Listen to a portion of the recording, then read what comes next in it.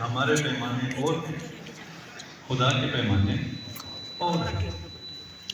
ہمیں تعداد چاہیے، ہمیں مجمع چاہیے، ہمیں واہ چاہیے، لیکن وہاں اگر ایک آدمی کی ہدایت ہو جائے، یہاں سے نہ جانے کتنے سینکڑوں ہزاروں لوگوں کی ہدایت اس بلڈنگ سے ہوئی ہے ابھی تک، اور یہ انشاءاللہ تظہر امام زمان عجل اللہ فرجہ الشریف قائم و دائم رہے گا۔ جو پرانے علماء تھے ان کے لیے واقعی مشکل تھا، وہ زمانہ اور تھا، آج کا زمانہ اور ہو گیا۔ اگر آپ میں طلاب میں صلاحیت پیدا ہو تو آپ کو نہ کہیں جانا پڑتا ہے، نہ کسی کو آپ کے پاس آنا پڑتا ہے، آپ کا کلام ساری دنیا تک پہنچ جاتا ہے، اور آپ وہاں تک ہدایت کر سکتے ہیں جہاں تک کا انسان تصور نہیں کر سکتا۔ ابھی یہ جو سوشل میڈیا اور میڈیا کے ذریعے ہماری باتیں کہاں کہاں تک پہنچتی ہیں، روزانہ ایک نئی سٹوری سامنے آتی ہے، ایک نیا فرد ایک نئی جگہ سے سامنے آتا ہے جہاں ہم تصور نہیں کر سکتے۔ ابھی میں آپ کو بیان نہیں کرتا کہ کہاں کہاں تک یہ باتیں، یہ ہدایت پہنچتی ہیں، اور انہی مدرسوں سے پہنچتی ہے۔ یہ مدرسے ہدایت کا چراغ ہے، یہ مدرسے ہدایت اور فلاح کی کنجی ہیں، چابی ہیں۔ یہ ظاہری طور پہ جو دنیا دار ہیں ان لوگوں کو سمجھ میں آنے والی باتیں نہیں ہیں۔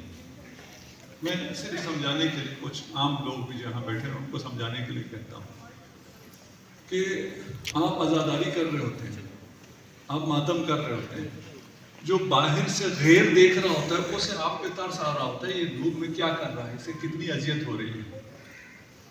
آپ کو معلوم ہوتا ہے کہ آپ کو کیا سعادت مل رہی ہے۔ حدیث ہے، میں حدیث کو پوری نہیں سناتا، رسول خدا نے ایک شخص جب جا رہا تھا تو فرمایا کہ جو جا رہا ہے جنت میں جو اس کے درخت ہیں وہ درخت اس پر ابھی اس وقت سایہ کیے ہوئے ہیں۔ یہ انفاق کرنے والوں کے لیے، آپ لوگوں کے لیے حدیث ہے، میں پوری حدیث نہیں سنا، وقت بہت کم۔ میں کہتا ہوں یہ جو ماتم کر رہے ہوتے ہیں گرمی میں اور انہیں گرمی نہیں لگ رہی ہوتی ہے، یہ ان جنت کے درختوں کی چھاؤں میں ہوتے ہیں، انہیں خود پتہ نہیں۔ تو جو ان مدارس میں اس دھوپ میں ان مشکلات میں جو اساتذہ کام کر رہے ہیں، جو طلاب یہاں پڑھ رہے ہیں، باہر سے دیکھنے والا سمجھتا ہے یہ کس مشکل میں ہے۔ میں نے بڑی دنیا بھی دیکھی ہے، بہت سے لوگوں کو دیکھا ہے، دولت مندوں کو بھی دیکھا ہے، انہوں نے ہمیں اپنے گھروں میں فلان میں بھی رکھا ہے۔ مجھے صرف ایک چیز سے رشک آتا ہے اور کسی پہ بھی نہیں، جب طالب علم کے پاس وقت ہوتا ہے اور وہ اپنا سارا وقت علم کی خدمت میں صرف کرتا ہے۔ اس سے زیادہ کوئی قابل رشک چیز نہیں، اس سے زیادہ مزے کی کوئی زندگی نہیں ہے۔ ہمیں پتہ بھی نہیں ہوتا تھا جب ہم آپ کی ایج میں ہوتے تھے کہ ہمارے اطراف میں کیا ہے، نیچے کون سا قالین بچھا ہوا ہے، اے سی چل رہا ہے، نہیں چل رہا ہے، کہیں حرم میں مباحثہ کرتے تھے چل بھی رہا ہوتا تھا، کسی مسجد میں مباحثہ کرتے تھے کچھ بھی نہیں ہوتا، پتہ ہی نہیں چلتا۔ وہ دنیا ہی اور ہے، علم کی دنیا اور ہے، جو علم کی لذت ہے اس کی بات ہی اور ہے۔ اس لذت کو، اس درجے کو اگر حاصل کرنا ہے تو رب بڑا کریم ہے، ہماری عمریں گزر چکی ہیں، ان میں سے کسی ایک کو اس درجے تک پہنچا دے، خدا آپ کو یہی درجہ آپ کو بھی عنایت فرمائے۔ انتہائی آسان ہے، یہ کتنا لطف ہے، کتنا کرم ہے، وقت آ گیا ہے اور آپ لوگوں کو جانا بھی ہے۔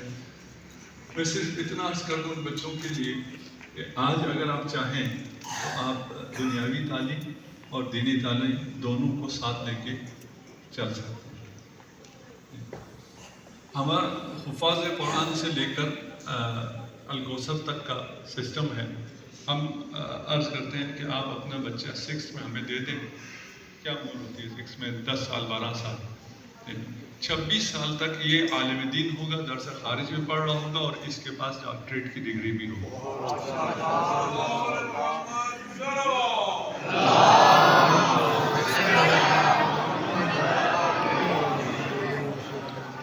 شروع میں جب یہ کام شروع کرنے کی ہم نے کوشش کی اور کچھ پروفیسرز کو بلایا کہ یہ ہمارے الکوثر کے طلاب ہیں، انہیں ہم چاہتے ہیں یہ دونوں تعلیم حاصل کریں، یہ پی ایچ ڈی بھی کر جائیں مختلف سبجیکٹ میں علم دین بھی حاصل کریں، تو انہوں نے کہا انٹرویو کرنے کے بعد کہ یہ کچھ بھی نہیں کر سکتے، علم میں یہ صلاحیت ہے ہی نہیں، یہ پی ایچ ڈی کر سکیں فلان کر سکیں، یہ ممکن ہی نہیں۔ جن کو ہم نے مدد کے لیے بلایا تھا انہوں نے ہمیں یہ فیڈ بیک دیا، ہم نے کہا ہمارے بچے کریں گے، پی ایچ ڈی بھی کریں گے، اور یہ پی ایچ ڈیز اور ماسٹرس کا سلسلہ شروع بھی ہوا۔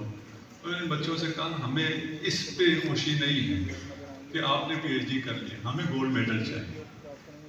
آپ جن یونیورسٹیز میں جاتے ہیں وہاں سے ہمیں گولڈ میڈل چاہیے کہ اس یونیورسٹی میں آپ سے اوپر کوئی نہ ہو اور دینی تعلیم بھی آپ حاصل کرتے ہیں۔ مشکل ٹاسک تھا لیکن شروع ہوا۔ آج دلاور آپ لوگوں کے پاس گولڈ میڈلسٹ ہے، ابھی ہر سال ہمارا ایک گولڈ میڈلسٹ، 2 گولڈ میڈلسٹ ہوتے ہیں۔ اس سال ہماری طالب علم نے یہاں وہ سائیکالوجی میں ایم ایس کر رہا تھا، وہاں جا کے اس نے زیارتی ویزے پہ جا کے نجف میں بھی امتحان دے کے آیا، یہاں بھی گولڈ میڈل لیا، وہاں گولڈ میڈل نہیں کہتے، وہاں بھی گولڈ میڈل لیا۔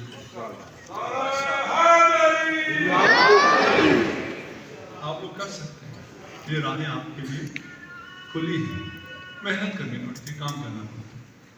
اچھا، اس نے جس بچے نے ابھی گولڈ میڈل بھی لیا اور حوضے میں جا نہیں رہا تھا، تو اس سے میں نے کہا کہ آپ نے محنت کرنی ہے، یہ مقام آپ کو حاصل ہو گیا اس کے باوجود۔ پھر میں نے بتایا میں جب پڑھ رہا تھا رسائل میں 16 گھنٹے 15 گھنٹے 14 گھنٹے دن میں پڑھتا تھا، وہ کہتا ہے میں نے تو گولڈ میڈل لینے کے لیے بھی اتنے گھنٹے نہیں پڑھے۔ بھائی گولڈ میڈل لینے کے لیے نہیں، علم حاصل کرنے کے لیے پڑھنا پڑتا ہے۔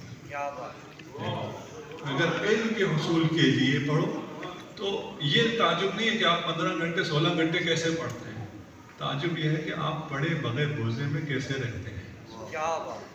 اگر اس لذت کو کوئی محسوس کرے، تعلیم کی، علم کی، مباحثے کی، مطالعے کی، اس لذت کو محسوس کرے تو آپ کو ایک لذت جس کی مثال میں دنیا میں نہیں دے سکتا کہ بیڈ سے اٹھتے ساتھ ہی آپ ٹیبل پہ پہنچ جاتے ہیں مطالعے کے لیے، لکھنے کے لیے۔ آپ کو زور لگا کے اپنے آپ کو کتاب سے الگ کرنا پڑتا ہے، وہ بچہ اور ہوتا ہے جسے زور لگا کے کتاب پڑھنا پڑتا ہے۔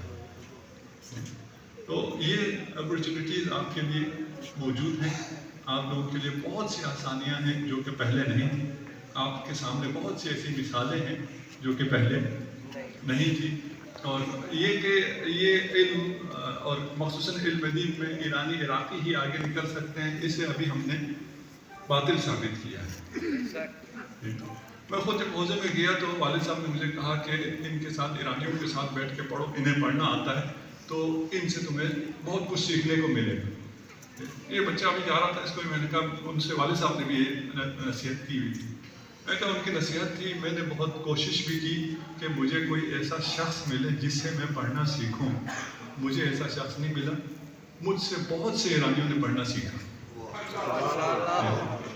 یہ میں والد صاحب سے بھی نہیں کہا، ایسا نہیں ہے کہ ہم لوگ کسی بھی جہت سے، کسی بھی لحاظ سے، کسی بھی قوم سے کمتر ہوں، ہم بہتر ہیں، نہ فقط بہتر ہیں، بہت زیادہ بہتر ہے، لیکن ہمیں تھوڑا سا، ان جوانوں کے لیے کہہ رہا ہوں، ہمیں تھوڑا سا احساس محرومی میں رکھا گیا ہے، کچھ ہمیں اس طرح کا سکھایا گیا، کچھ ہم غیر پرست ویسی بھی ہیں، ہمیں غیر زیادہ اچھا لگتا ہے وہ غیر جو بھی ہو۔ تو خدا انشاءاللہ کرم خدا کا کہ آپ کو ایسا مدرسہ، ایسے سپورٹرز، ایسے اساتذہ یہ آسانی سے نہیں ملتے، اس میں جو آگے ایکسل کرنا چاہتا ہو ثابت آپ کو کرنا پڑتا ہے، ہر کسی کے لیے نہیں ہے، آپ ثابت کریں، ثابت کرنے کے بعد آپ کو انشاءاللہ وہ سپورٹ جو ملے گی خدا کی طرف سے۔ یہ بات بھی میں وقت آ گیا، میں زیادہ بولنا بھی نہیں چاہ رہا تھا، میں آغا سے آتے ہوئے کہہ رہا تھا کہ اب میں سے جس کو مائک ملے وہ دوسرے کو نصیحت کرے کہ وہ کم بولے، ٹائم بہت آ چکا ہے، لیکن یہ مائک ایسی چیز ہے اور ایسی آڈینس ملے تو پھر خاموش ہونے کا جی نہیں ہے۔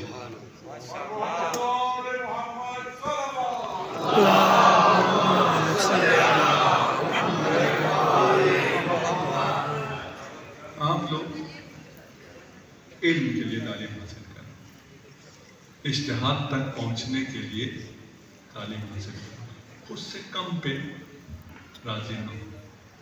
جو بھی آپ سے کہتا ہے کہ اگر آپ پاکستان سے پڑھ کے آئے ہیں تو آپ یہ کام نہیں کر سکتے. والد صاحب جب یہاں سے نجف اشرف تشریف لے گئے تو یہاں وہ رسائل مقاصد پڑھ کے گئے تھے. حوزے میں ایگزام ہو رہا تھا تو سب نے کہا کہ پاکستان کے پڑھے ہوئے سے نجف میں امتحان نہیں دیا جا سکتا. ہم نے پاکستان میں پڑھا ہوا ہے، یہ نجف ہے بھائی، یہاں اس پڑھائی کی بنیاد پر ووٹ کریں گے، امتحان دیں گے. دوں گا امتحان، ان کو تو معلوم تھا کیا پڑھ کے آئے ہیں. وہ خود فرمایا کرتے تھے کہ 2 علماء میں سے تھے، وہ اسباب ہمدردی کہ یہ ابھی مدرسے میں گیا امتحان کے لیے، اس کا کیا برا حال ہوگا، اس کو اٹھا کے لے جانا پڑے گا، کیا کرنا پڑے گا، وہ اسباب ہمدردی پریشانی میں نیچے ٹہلتے رہے. لیکن جب انہوں نے لکھا، پیپر عربی میں لکھا، اور دونوں مجتہدین تھے جو امتحان لے رہے تھے، ایک نے پڑھا اس نے دوسرے کو دیا کہ یہ پڑھنے کی چیز آئی ہے.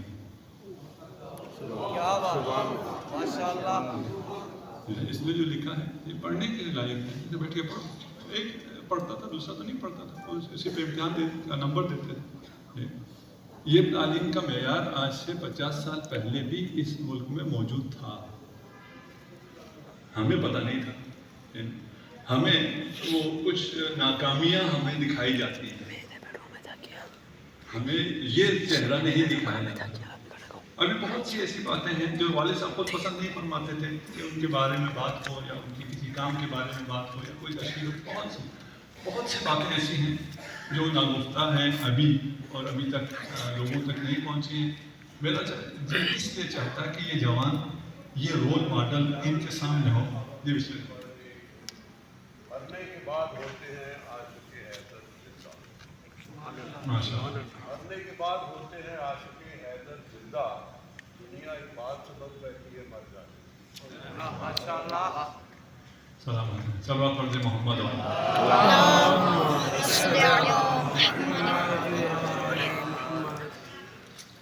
جو حاصل کرنا ہے، آپ کے پاس ایسا خزانہ موجود ہے، ایسے کریم ذات موجود ہے، آپ کو جو کچھ چاہیے وہ دینے کے لیے تیار ہے. اگر تقویٰ اختیار کرو آپ لوگوں کے سائے میں تو وہ تمہارے لیے کافی ہے. آپ میں سے کسی کو بھی، یہ شیخ صاحبان میں سے کوئی ایک بھی کہے بیٹا تم جاؤ پڑھو، تمہیں جو چاہیے میں ہوں، آپ کا سینہ چوڑا ہو جائے گا. مجھے تو کوئی فکر نہیں. وہ خدا جس کے قدرت سے کوئی چیز خالی نہیں ہے، جس کے خزانے سے آپ کو یا پوری دنیا کو جو کچھ دیا جائے اس کے خزانے میں کوئی کمی بھی نہیں آتی، وہ کہہ رہا ہے بڑھو میں تمہارے پیچھے ہوں. وہ کیسے نوازتا ہے اور کیسے دیتا ہے، اس کی مثال ہے، زندہ مثال ہے والد صاحب کی سیرت. آخری دن تھے ابھی رحلت سے کچھ دنوں پہلے کی بات ہے. پریشانی تھی ہمیں کوثر کے خرچے میں. والد صاحب کی طبیعت بھی ایسی نہیں تھی. ہم نے 2 مہینے 3 مہینے سے میں نے ان کو نہیں بتایا ہوا تھا کہ ہم بہت زیادہ پریشانی میں ہیں، تنخواہیں بھی نہیں دے پائے. جو قرض کر کے جو مرضی کر کے 2-3 مہینے گزر گئے، اور جب میری طاقت ختم ہو گئی تو میں نے ان سے کہا کہ ہمیں یہ پریشانی ہے، ہمارے پاس سرمایہ بھی نہیں ہے اور ارینج بھی نہیں ہو. ان کو پہلے کیوں نہیں بتایا؟ کوشش کر رہے تھے کچھ ہو جائے، نہیں ہو سکتا. اگلے دن ایک بندہ آیا 2 مہینے کا خرچہ لے کے. اس نے جب دیا تو والد صاحب نے اس کے کان میں کہا کہ تجھے خدا نے بھیجا ہے، میں نے خدا سے کہا تھا خرچہ نہ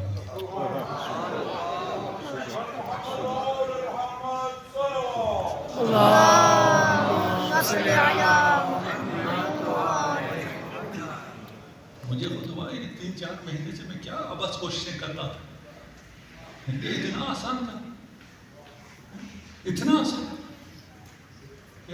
سجدے میں کہا، کیسے کہا خدا سے، خدا اگلے دن بندہ بھیج دے، لا کے پیسے بھی دے، ہاتھ بھی چھوڑ کے چلا جائے.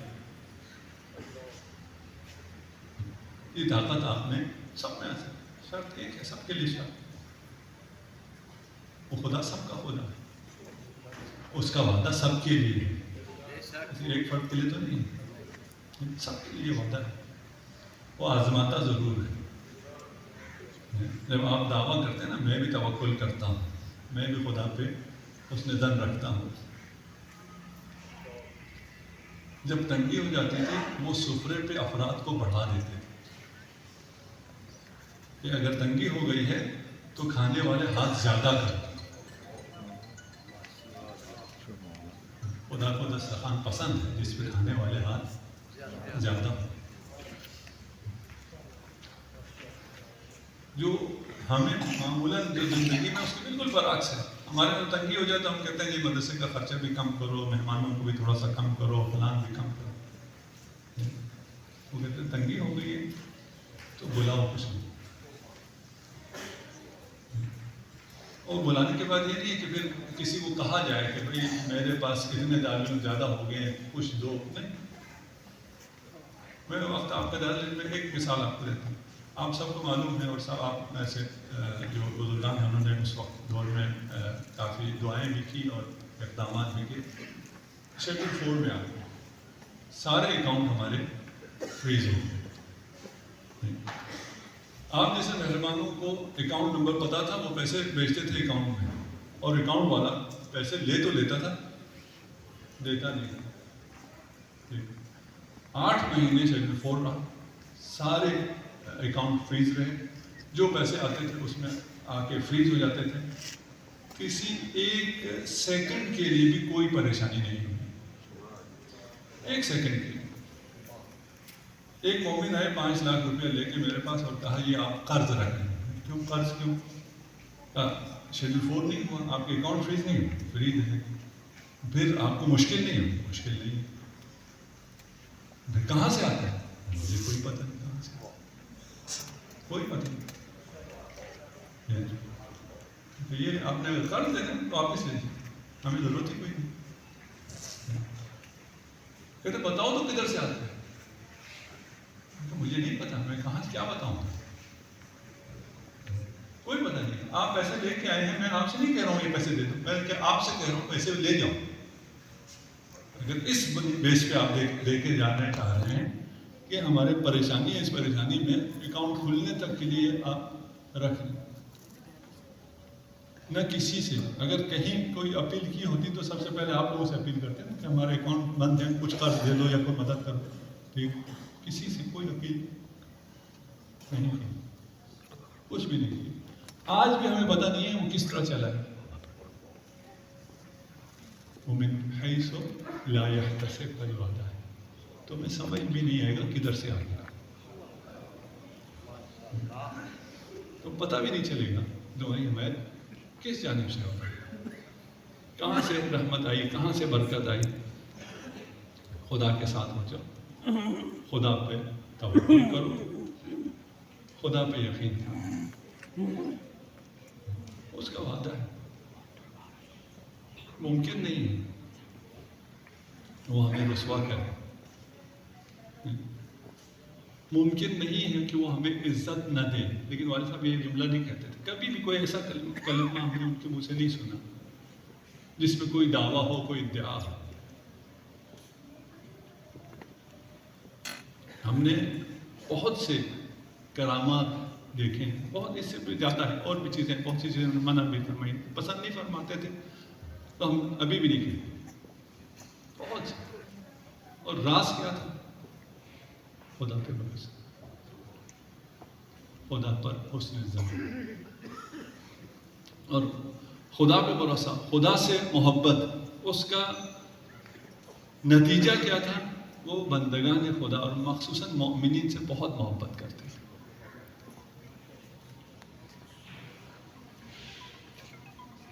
آزان ہو گئی، میں معذرت خواہ، میں نے زیادہ گفتگو کی، دیر سے آنے پہ بھی معذرت خواہ. اور آپ سب کے لیے دعا گو ہوں، خدا آپ کے مرحومین کی مغفرت فرمائے، خدا والد معظم کے درجات میں بلندی عنایت فرمائے اپنے اپنے مرحومین کے لیے اور والد معظم کے لیے. رحم اللہ من قرأ الفاتحہ. بسم اللہ الرحمن الرحیم.